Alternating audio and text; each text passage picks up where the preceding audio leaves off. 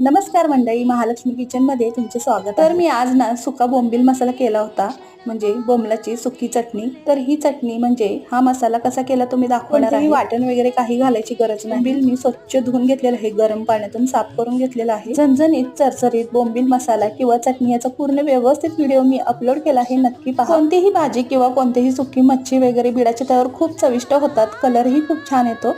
तर इथं सुकी मच्छी करताना कांद्याचा भरपूर वापर करायचा, कांद्याने खूप छान टेस्ट येते. 2 ते 3 पळी तेल घातलेलं आहे.